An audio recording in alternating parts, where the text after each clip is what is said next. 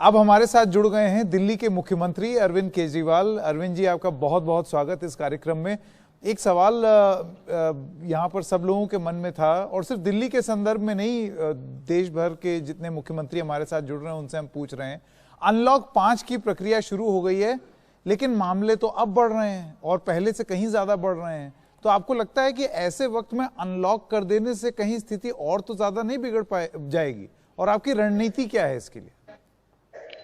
देखिए, मैं शुरू से इस बारे में कहता आया हूं कि लॉकडाउन करने से कोरोना खत्म नहीं होने वाला। जैसे ही आप लॉकडाउन खोलेंगे वैसे कोरोना बढ़ेगा। हम लोग जिंदगियों को, लोगों को ताले के अंदर बंद करके परमानेंटली नहीं रख सकते। जिंदगियां भी चलनी पड़ेंगी, इकोनॉमी भी चलनी पड़ेगी। लॉकडाउन का एक फायदा होता है, आप अपने जितना हेल्थ इंफ्रास्ट्रक्चर है उसकी आप असेसमेंट कर लीजिए। अगर आपको लगता है कि हमारा हेल्थ इंफ्रास्ट्रक्चर कोरोना के हो रहे केसेस को डील करने के लिए तैयार नहीं है, जैसे मैं उदाहरण देता हूं, पूरे देश में 23 मार्च को लॉकडाउन किया गया। 23 मार्च के आसपास पूरे देश में ना तो टेस्टिंग किट थे, ना पीपी किट थे, ना किसी को कोरोना के बारे में कुछ पता था, ना अस्पतालों का इंतजाम था, कुछ भी नहीं था अपने पास। इसीलिए 23 मार्च से 2 महीने के लिए जो लॉकडाउन किया गया, उस लॉकडाउन के पीरियड ने हम लोगों को एक टाइम दे दिया, समय दे दिया, जिस वक्त हम इसकी तैयारी कर सकते थे। 2 महीने के बाद जब लॉकडाउन खोला गया, हमारे पास पीपी किट का भी इंतजाम हो गया था, रैपिड टेस्टिंग किट का भी इंतजाम हो गया था, एंटीजन का भी इंतजाम हो गया था, आरटीपीसीआर का भी इंतजाम हो गया था, मास्क का भी इंतजाम हो गया था। तो अलग अलग सरकारों को अपने अपने लेवल पे सोचना पड़ेगा। जिन जिन सरकारों के पास उचित इंतजाम नहीं है, वो लॉकडाउन करके दे कैन बाय टाइम, पर लॉकडाउन खोलना पड़ेगा। और लॉकडाउन जब आप खोलेंगे तो थोड़े बहुत केसेस बढ़ेंगे, उनको डील करना पड़ेगा। केजरीवाल जी, मैं अमिताभ बोल रहा हूं। एक बात हो रही है महामारी से होने वाली थकान की। कोरोना के बीच रोजी रोटी का जो संकट है, उसके ऐसे भी सबके जो चुनौती की तरह एक ये संतुलन बनाए रखने की, तो कामकाज के साथ सुरक्षित रहने की कैसे होगा ये सब? ये संतुलन भी बना रहे, इलाज भी होता रहे, जो महामारी की जो भय है उसको भी, कामकाज के बीच में कैसे होगा ये सब? आपकी बात बिल्कुल सही है अमिताभ जी। सारी सरकारों के सामने यही सबसे बड़ा संकट है। एक तरफ है कोरोना फैल रहा है, और कोरोना फैलने की वजह से लोग बीमार पड़ रहे हैं, कुछ लोगों की मौत हो रही है। दूसरी तरफ अगर आप लॉकडाउन कर देंगे, लोगों को घर में रहने को कहेंगे, तो इकोनॉमी नहीं चल पा रही। इकोनॉमी नहीं चल पा रही तो कोरोना से तो बच जाएंगे लोग, इसकी भुखमरी के से मर जाएंगे। तो ये दोनों के बीच में संतुलन बनाना पड़ेगा। तो जैसे मैंने कहा, 3 चीजों की जरूरत है। लॉकडाउन तो केवल तभी करने की जरूरत है जब हमारी हेल्थ इंफ्रास्ट्रक्चर पूरी तरह से ठीक नहीं है। मान लीजिए आपके पास पीपी किट की कमी है, टेस्टिंग किट की कमी है, अस्पताल में बेड की कमी है, एम्बुलेंस की कमी है, तो आप 10 दिन का, 15 दिन का लॉकडाउन कर लीजिए और इसमें इसका तुरंत इंतजाम कर लीजिए। पहली चीज। दूसरी चीज, अपने को अर्थव्यवस्था को खोलना पड़ेगा, और अर्थव्यवस्था को खोलने की वजह से जो केसेस आएंगे, अपना हेल्थ इंफ्रास्ट्रक्चर उन केसेस को डील करने के लिए तैयार रहने की जरूरत है। और तीसरी चीज, जो समाज के ऐसे तबके हैं जो बहुत गरीब हैं, जो भुखमरी का शिकार हो सकते हैं, उन तबकों को, सरकारों को इमीडिएट राहत देके, जैसे दिल्ली के अंदर हम लोगों ने लॉकडाउन के पीरियड में 2-3 महीने तक 10 लाख लोगों को सुबह और शाम हम खाना खिलाते थे। स्कूलों के अंदर लंगर लगा दिए थे हम लोगों ने, कोई आए कोई खाए, किसी से कुछ नहीं पूछा जाता था। उसी तरह से 1 करोड़ लोगों को हम लोगों ने 2 महीने तक सूखा राशन उनके घर भिजवाया था। तो ये वो तबके जो कि समाज के बहुत ही गरीब तबके हैं, उन लोगों के लिए सरकारों को अलग से इंतजाम करना पड़ेगा। पर आपका बिल्कुल सही है, ये केवल भारत नहीं, पूरी दुनिया के अंदर हम देख रहे हैं कि किस तरह से बहुत जबरदस्त आर्थिक संकट भी आ गया है।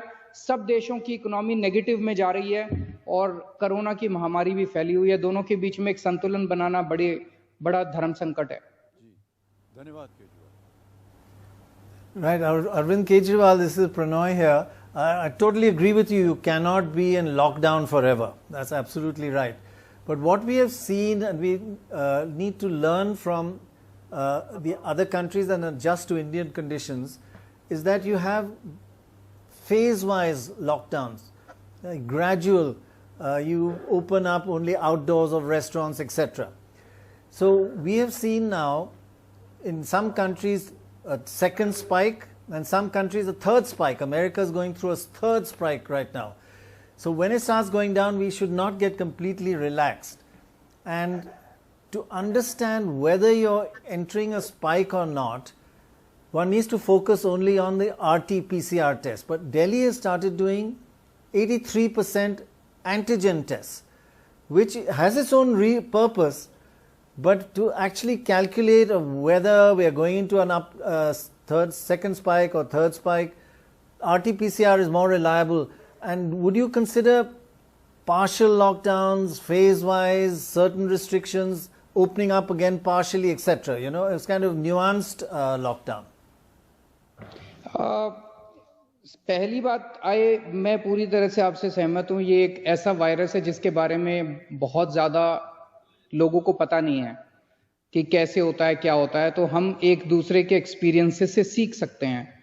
दूसरे देशों में क्या हो रहा है उससे हम सीख सकते हैं, हमारे देश में क्या हो रहा है उससे दूसरे देश सीख सकते हैं, महाराष्ट्र में क्या हो रहा है उससे दिल्ली सीख सकती है, कलकत्ता में क्या हो रहा है उससे बेंगलोर सीख सकता है। अपने को एक दूसरे से सीखना तो पड़ेगा। मैं अपना दिल्ली का छोटा सा जो अभी तक का एक्सपीरियंस है वो बताता हूं कि 31 मई तक जब तक लॉकडाउन था, दिल्ली में स्थिति काफी कंट्रोल में थी। 1 जून से जब लॉकडाउन खुला, दिल्ली में केसेस बड़ी तेजी के साथ बढ़ने लगे और बीच में एक ऐसा पीरियड आया जब अस्पतालों में बेड की कमी नजर आने लगी, एम्बुलेंस की कमी नजर आने लगी। उस वक्त हमने कई सारे स्टेप्स उठाए। केंद्र सरकार ने हमारी मदद की, समाज ने हमारी मदद की, बहुत सारे एनजीओज ने मदद की, रिलीजियस ऑर्गेनाइजेशन, सोशल ऑर्गेनाइजेशन, सबसे मदद ली। और मुझे बेहद खुशी है कि 20-25 दिन के अंदर हमने उस स्थिति को कंट्रोल कर लिया। 23 जून के आसपास पहला पीक आया था जब हमारे 4000 केसेस पर डे आने लगे थे, 100 डेथ्स पर डे होने लगी थी। 1 जुलाई के आसपास से केसेस नीचे आने लगे। लगभग 1.5 महीना हमारे 1100 केसेस आ रहे थे और हम 20,000 टेस्ट डेली कर रहे थे। अचानक हम लोगों ने देखा 17 अगस्त के आसपास केसेस फिर धीरे धीरे बढ़ने लगे। 1100 की बजाय 1200 होने लगे, 1300 होने लगे, 1350 होने लगे। 1 हफ्ता हमने वेट किया। उसके बाद एक जिम्मेदार सरकार होने के नाते हम लोगों ने केसेस को 3 गुना कर दिया।